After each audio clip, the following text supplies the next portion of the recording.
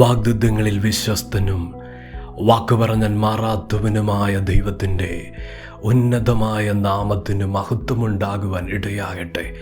അനുഗ്രഹിക്കപ്പെട്ട നല്ല സമയത്തിനായി കർത്താവിനെ സ്തുതിക്കുന്നു, വാഴ്ത്തുന്നു. ദൈവത്തിൻ്റെ പരിശുദ്ധാത്മാവിൻ്റെ ശബ്ദം, ദൈവത്തിൻ്റെ മാറ്റമില്ലാത്ത വചനത്തിൻ്റെ ദൂത് നമ്മുടെ ഹൃദയത്തിന് വിടുതലും ചൈതന്യം നൽകത്തക്ക നിലയിൽ പരിശുദ്ധാത്മാവ് ആഴമായി തൊടുന്ന അനുഗ്രഹിക്കപ്പെട്ടൊരു ദിവസമായി തീരുവാൻ ഇടയാകട്ടെ. യേശു ക്രിസ്തുവിൻ്റെ നിസ്തുല്യമായ നാമത്തിൽ വചനം കേൾക്കുന്ന ദൈവമക്കൾക്ക് സ്നേഹവന്ദനത്തെ അറിയിക്കുന്നു. അപ്പോസ്തല പ്രവർത്തികളുടെ പുസ്തകം 12 അധ്യായം 13 വാക്യം. അവൻ പടിപ്പുരവാതിക്കൽ മുട്ടിയപ്പോൾ രോദ എന്നൊരു ബാലിക്കാരി വിളി കേൾക്കുവാൻ അടുത്തു വന്നു. നമുക്ക് വളരെ സുപരിചിതമായ ഒരു തിരുവിടത്തിൻ്റെ ഭാഗം.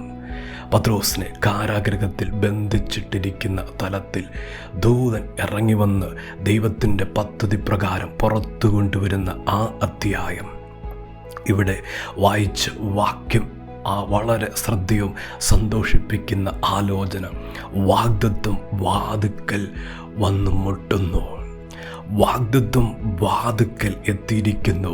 പ്രാർത്ഥിക്കുന്ന കുടുംബത്തിൽ, പ്രാർത്ഥിക്കുന്ന കൂടാരത്തിൽ ഏത് വിഷയമാണോ പ്രാർത്ഥിച്ചുകൊണ്ടിരിക്കുന്നത് ആ വിഷയം പ്രാർത്ഥനാമുറിയുടെ അരികിലേക്ക് കൊണ്ടുവരുന്നൊരു ദൈവം, വാതിക്കൽ എത്തിക്കുന്നൊരു ദൈവം. ഇന്ന് വചനം കേൾക്കുന്ന ദൈവത്തിൻ്റെ പൈതലെ പരിശുദ്ധാത്മാവ് അതിശക്തമായി ദൂത് പറയുന്നു.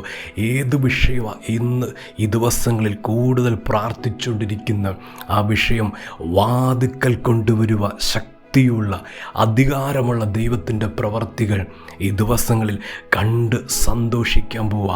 ആ നിലവാരത്തിൽ പരിശുദ്ധാത്മ ചില കുടുംബങ്ങളെ നോക്കി ദൂത് വെളിപ്പെടുത്തുക. നന്മയും കരുണയും തേടി വരുമെന്ന് പറഞ്ഞതുപോലെ, നന്മയും കരുണയും പിന്തുടരുന്നു എന്ന് പറഞ്ഞതുപോലെ സംഭവിക്കാൻ പോവുക. അന്വേഷിച്ച് നടന്നത് ദൈവത്തിൻ്റെ പൈതലേ വാതിൽക്കൽ കൊണ്ടുവന്ന് തരാൻ പോകുക കർത്താവ്. വാതിൽ വന്ന് മുട്ടാൻ പോവുക. ആ നിലയിൽ ദൈവിക വിടുതലും ദൈവത്തിൻ്റെ അതിശയത്തിൻ്റെ വാഗ്ദത്തങ്ങളും ഇതാ ജീവിതത്തിൻ്റെ കൂടാരത്തിൽ സ്വർഗം വെളിപ്പെടുത്താൻ പോവുക. ഇവിടെ സഭ ശ്രദ്ധയോടെ പ്രാർത്ഥിക്കുന്ന വിഷയമാണ്. എന്നാൽ അതിൻ്റെ മറുപടി വിശ്വസിക്കാൻ അവർക്ക് കഴിഞ്ഞില്ല. അവർ പ്രതീക്ഷിക്കുന്നതിന് അപ്പുറമായി ദൈവത്തിൻ്റെ ഇടപെടൽ അവരുടെ വിഷയത്തിലുണ്ടാകുന്നു. ആ വിഷയം നടന്നു കഴിഞ്ഞപ്പോൾ രോദ ആ ബാലിക്കാരി അകത്തിയെന്ന് പ്രാർത്ഥിക്കുന്നവരുടെ വിഷയം പറഞ്ഞപ്പോഴും അവർക്ക് വിശ്വസിക്കാൻ കഴിയുന്നില്ല. ദൈവത്തിൻ്റെ പൈതലെ പരിശുദ്ധാത്മാവ് അതിനകത്തുനിന്നൊരു ദൂത് വെളിപ്പെടുത്തുക. കഴിഞ്ഞ കാലങ്ങളിൽ പ്രാർത്ഥിച്ച വിഷയം, അതിനകത്ത് വിശ്വാസം പോലും പോയി. പക്ഷെ ദൈവത്തോടത് ചോദിച്ചായിരുന്നു, കർത്താവിൻ്റെ സന്നിധിയിൽ അത് ഒത്തിരി പറഞ്ഞായിരുന്നു, ഒത്തിരി ആ വിഷയത്തിനായിട്ട് അപേക്ഷിച്ചായിരുന്നു. ഇന്നത് പ്രാർത്ഥിക്കുന്ന പോലുമില്ല. ദൈവത്തിൻ്റെ പരിശുദ്ധാത്മാവിൻ്റെ ദൂതിത അന്ന് പ്രാർത്ഥിച്ച നിമിത്തം പോലും ദൈവം അത് കരങ്ങളിലേക്ക് എത്തിക്കുന്ന ദിവസങ്ങളാക്കി മാറ്റാൻ പോവാം. ചോദിച്ചത് നിമിത്തം ആ ചോദിച്ച വിഷയം ദൈവിക വാഗ്ദത്തമായിരുന്നു, ദൈവത്തിൻ്റെ പദ്ധതിയായിരുന്നു. അത് ദൈവത്തിന് നൽകി തന്നേ പറ്റൂ. ദൈവത്തിന് അത് പ്രവർത്തിച്ചേ പറ്റൂ. ദൈവത്തിൻ്റെ പൈതലേ ഇന്ന് വചനം ഏറ്റെടുക്കട്ടെ, ആലോചന വിശ്വസിക്കട്ടെ, പരിശുദ്ധാത്മാവിൻ്റെ ദൂത് ഏറ്റെടുക്കട്ടെ. കർത്താവിൻ്റെ കരം വാതിക്കൽ, ദൈവത്തിൻ്റെ പ്രവൃത്തി വാതിക്കൽ. ആ നിലയിലാണ് ദൈവം ചലിക്കാൻ പോകുന്നത്. രോദ എന്ന ബാലിക്കാരി പത്രോസിൻ്റെ ശബ്ദം തിരിച്ചറിഞ്ഞു, അവൾ സന്തോഷിച്ചു എന്ന് അടുത്ത വാക്യത്തിൽ നമുക്ക് കാണാൻ കഴിയുന്നു. പത്രോസിൻ്റെ ശബ്ദം തിരിച്ചറിഞ്ഞ് സന്തോഷിച്ചു. വിടുതൽ കിട്ടുവാൻ ആഗ്രഹിക്കുന്ന വിഷയത്തിന്മേൽ ദൈവത്തിൻ്റെ പൈതലേ വിടുതൽ നടന്നിട്ടില്ല, അതിനൊരു സമാപ്തി വെളിപ്പെട്ടു വന്നിട്ടില്ല, പ്രതിക്രിയ നടന്നിട്ടില്ല. എന്നാലും ദൈവത്തിൻ്റെ പരിശുദ്ധാത്മാവിൻ്റെ ശബ്ദം തിരിച്ചറിയുവാൻ കഴിയുന്നുണ്ടോ? ദൈവത്തിൻ്റെ ശബ്ദം തിരിച്ചറിയാൻ കഴിയുന്നുണ്ടോ? ഇന്നത്തെ കഷ്ടതയിലും ഇന്നത്തെ പ്രതിബന്ധത്തിലും ആയിരിക്കും ദൈവത്തിൻ്റെ പൈതലേ പരിശുദ്ധാത്മാവിൻ്റെ ശബ്ദം തിരിച്ചറിയാൻ കഴിഞ്ഞിട്ടുണ്ടോ? നിശ്ചയമാ. എന്നാൽ ആ സാഹചര്യത്തിൽ സന്തോഷിക്കും, ആ സാഹചര്യത്തിൽ ആനന്ദിക്കും. കാരണം ദൈവത്തിൻ്റെ ദൂത് ആ കഷ്ടതയിൽ നിന്ന് വിടുതല, ആ കഷ്ടതയിൽ നിന്ന് സമാപ്തി, ആ കഷ്ടതയിൽ നിന്ന് പുറത്തു കൊണ്ടുവരുന്ന ദൈവ പദ്ധതിയാ.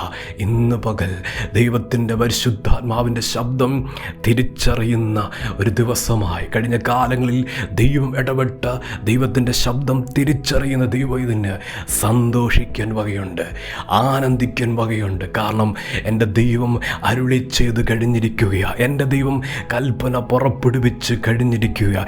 എൻ്റെ വിഷയത്തിന്മേൽ ഒരത്ഭുതമുണ്ട്, എൻ്റെ വിഷയത്തിന്മേൽ ദൈവിക ഇടപെടലുണ്ട്, എൻ്റെ വിഷയത്തിന്മേൽ ദൈവിക വാഗ്ദത്തമുണ്ട്. അപ്രകാരം വിശ്വസിക്കത്തക്ക നിലയിൽ ഹൃദയം ചായ്ക്കുന്നൊരു പകലായി തീരുവാൻ പരിശുദ്ധാത്മാവ് ആഹ്വാനം ചെയ്യുന്നു. വാതുക്കൽ കൊണ്ടുവെക്കുന്ന ദൈവമാട്ടോ പരിശുദ്ധാത്മാവിൻ്റെ ശബ്ദം ഇതാ. പ്രാർത്ഥിക്കുന്ന പ്രാർത്ഥനാ മുറിയുടെ വാതുക്കൽ വിഷയം ഇതാ മറുപടിയായി വന്നു നിൽക്കുക. ഒരു സന്തോഷം വാതുക്കലുണ്ട്.